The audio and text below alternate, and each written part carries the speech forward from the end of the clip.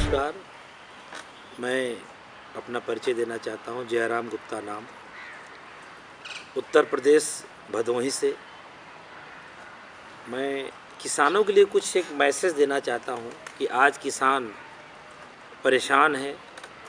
किसान जितनी पूंजी लगा रहा है उतना ही पैदावार कर पा रहा है।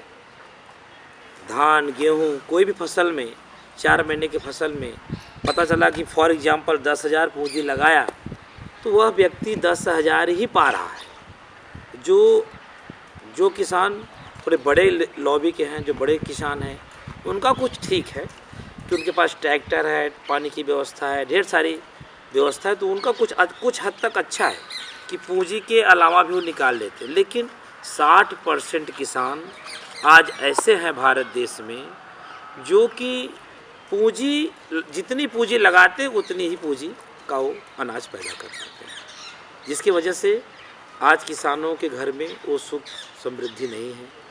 और मैं उन किसानों के लिए आपसे ये भी बता दूं, आज उनके घर में शादी ब्याह अगर पड़ जाए तो ढेर सारी प्रॉब्लम उनको आती है।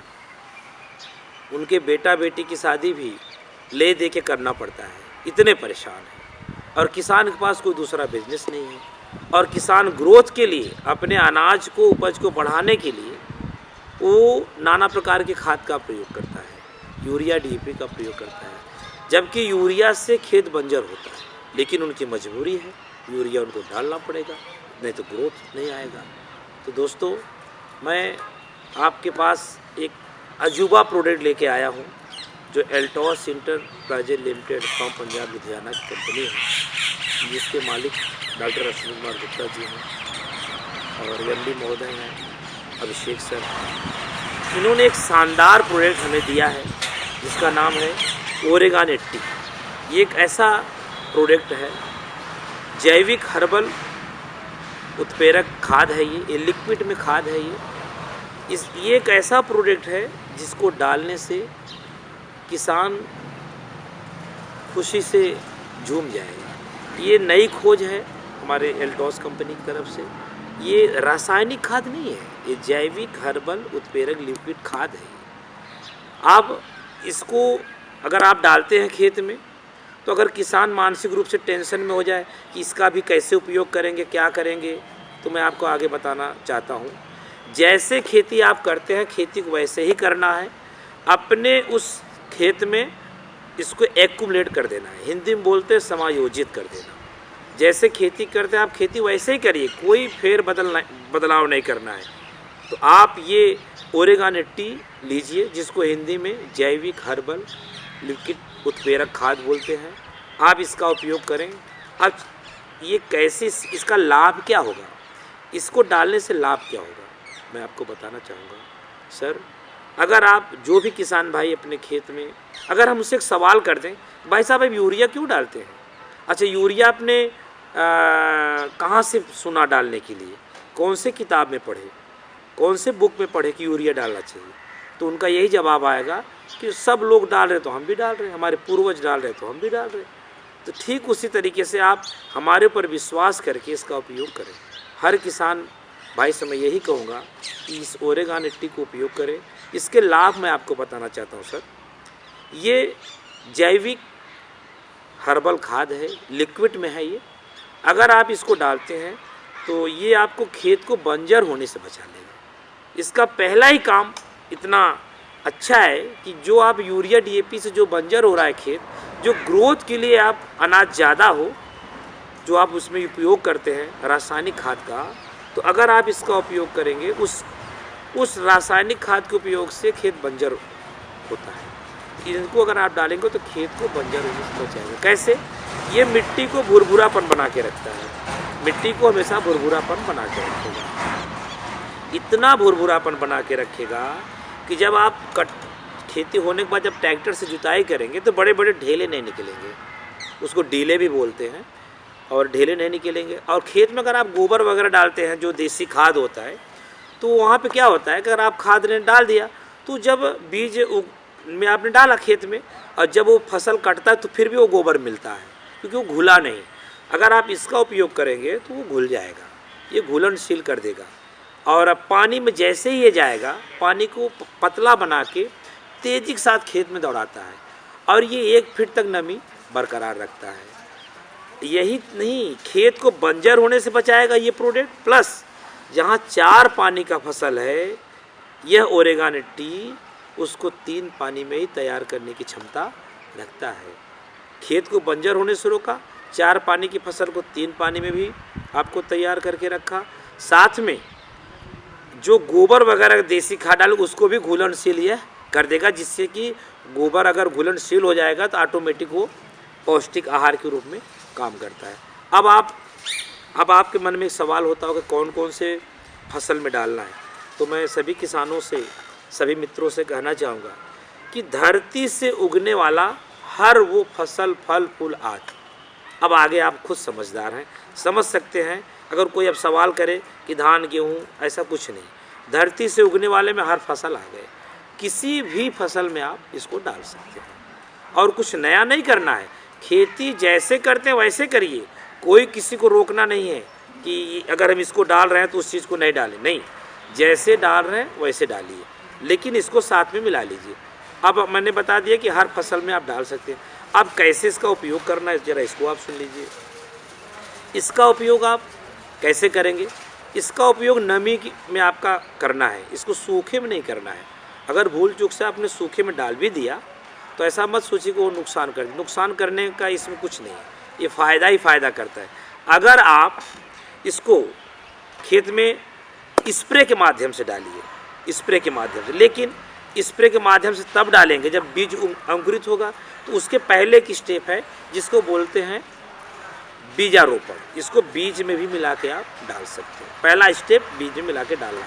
अब आपके मन में बात आएगी कि कितना मिलाना है, तो 1 कुंटल बीज हो, कोई भी बीज हो, XYZ, अब आप खुद समझो, XYZ यानी कुछ भी हो, कोई भी बीज हो, 1 कुंटल बीज में इसको 100 ग्राम मिलाना है, मात्र 100 ग्राम मिलाना है।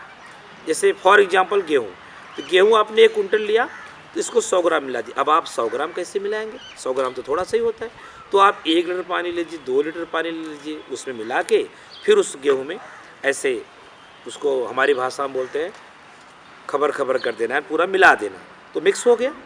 बहुत सारे लोग कोई अपनी पद्धति लगा सकते, 2 लीटर पानी में मिला के डाल सकते, यानी 100 ग्राम इसको लेना है, 1 कुंटल कोई भी बीज हो उसमें आप मिला के रख दीजिए। कहाँ रखेंगे सर? छाँव में, जहाँ पे सूर्य भगवान की रोशनी ना पड़े। ध्यान रहे हमारी बातों पे। 5 साल का मैं आपको प्रैक्टिकल बता रहा हूँ, मैंने 5 साल लगातार इस पर शोध किया है, मैंने कई सैकड़ा किसानों का उपयोग कराया और आज मैं आपके सामने इसके बारे में बता रहा हूँ। आपको छाँव में रखना है और जहाँ सूर्य भगवान की रोशनी ना पड़े, 2 घंटे तक आपको छाँव में रखना है। इसके बाद आपको बीज को खेत में डाल देना है और जब ये बीज अंकुरित हो जाए, ये पहला स्टेप हो गया बीजारोपण, दूसरा स्टेप आ गया। आप जब सिंचाई करने जा रहे हैं, बीज उगा तो आपने सिंचाई किया, तो आप इसको स्प्रे करवा सकते हैं। स्प्रे कैसे करेंगे, कितने में मिला के कितना डालेंगे? 1 एकड़ ज़मीन है जिसको 1.25 बीघा बोलते हैं, और जहाँ बड़ा एकड़ का जहाँ होता है वहाँ 2.5 बीघा का भी माना जाता है। तो 1.25 बीघा से लेके 2.5 बीघा खेत है, तो उसमें आपको 500 ग्राम डालना है। लेकिन बीज उगने से लेके फसल कटने तक, मेरी बात को ध्यान से सुनिएगा, बीज उगने से लेके फसल कटने तक मात्र 500 ग्राम डाला जाता है। 3 बार में डाला जाएगा।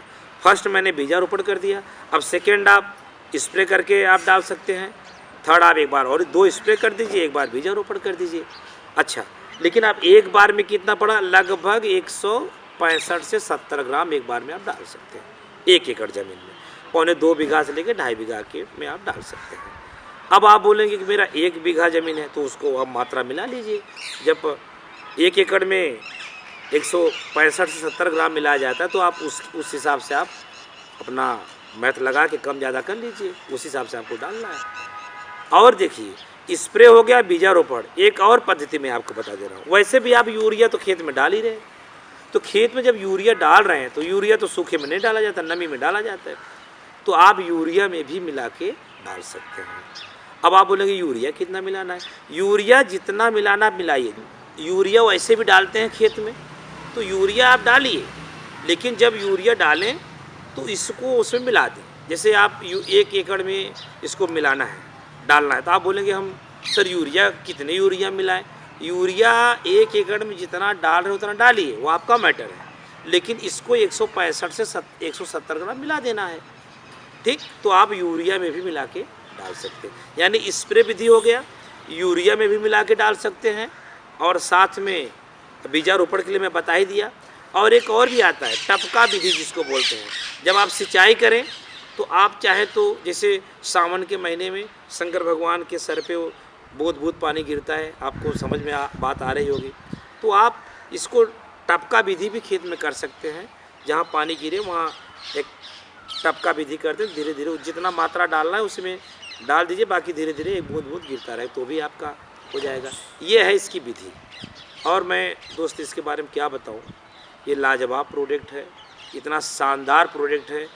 अगर ऊंची नीची ज़मीन है और किसान उस तरीके से खुले मन से इस खेती को नहीं कर रहा है, तो भी इसके लाभ इतने हैं कि कम से कम 30% से लेके 50% का ग्रोथ होगा।